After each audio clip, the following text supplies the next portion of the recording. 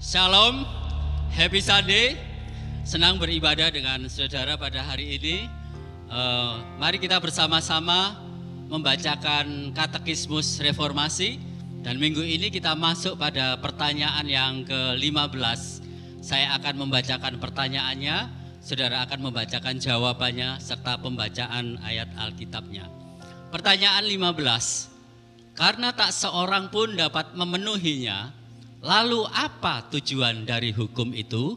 Supaya kita mengenal sifat kudus dan kehendak Allah, mengenal sifat dosa dan ketidaktaataan hati kita, dan mengenali kebutuhan kita akan juru selamat. Hukum itu juga mengajar dan mendorong kita untuk menjalani kehidupan yang berkenan pada juru selamat kita. Roma 3 ayat 20, sebab tidak seorang pun yang dapat dibenarkan di hadapan Allah oleh karena melakukan hukum Taurat. Karena justru oleh hukum Taurat orang mengenal dosa. Silakan duduk saudara. Saudara, kenapa Allah memberikan hukum Taurat ini saudara? Tujuan Allah memberikan hukum Allah itu yaitu pertama untuk menolong kita mengenal Allah.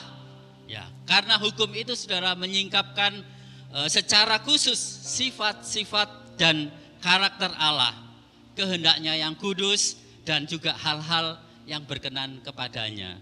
Darah hukum juga menyingkapkan kepada kita kualitas-kualitas moral Allah sendiri yang berakar daripada karakter Allah itu sendiri.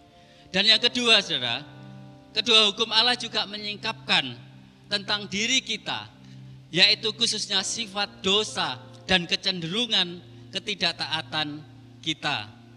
Dan ini membawa kepada tujuan ketiga, yaitu kita mengenali akan kebutuhan kita akan juru selamat.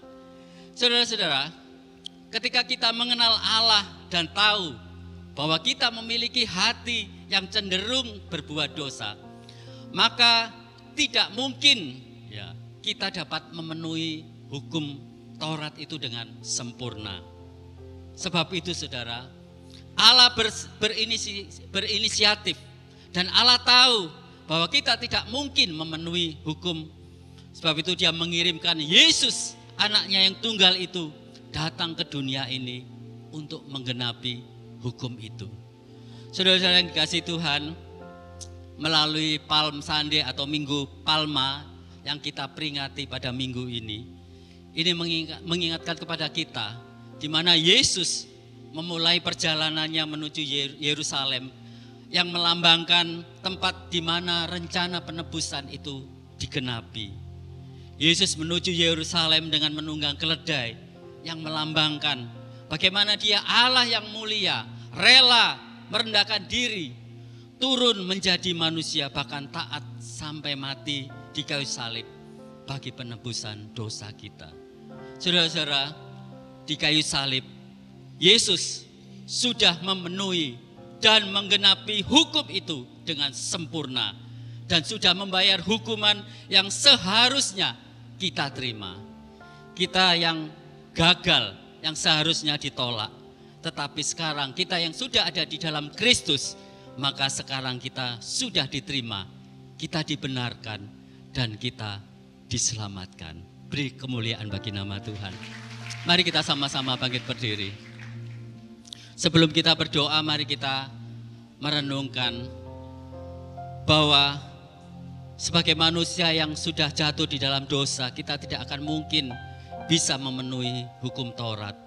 Sebab itu kita membutuhkan juru selamat. Tuhan, saat ini kami datang mengakui segala dosa kami Tuhan. Kami sadar bahwa di dalam keberdosaan kami tidak mungkin bisa memenuhi hukum-Mu secara sempurna. Karena justru melalui hukum itu menyingkapkan ketidaktaatan kami, kecenderungan kami untuk berbuat dosa. Dan Tuhan, kami membutuhkan seorang juru selamat. Tetapi kami bersyukur oleh karena kasih-Mu yang begitu besar. Engkau memberikan Yesus anak-Mu yang tunggal itu turun ke dunia, mati di kayu salib untuk memenuhi dan menggenapi hukum Taurat itu secara sempurna. Sehingga kami yang gagal memenuhinya dan mestinya ditolak, tetapi oleh karena kasih-Mu dan kami yang ada di dalam Kristus, saat ini kami diterima, kami dibenarkan, kami diselamatkan. Terima kasih Tuhan buat anugerah-Mu. Hanya di dalam nama Bapa, Putra dan Roh Kudus, di dalam nama Yesus kami sudah berdoa. Amin.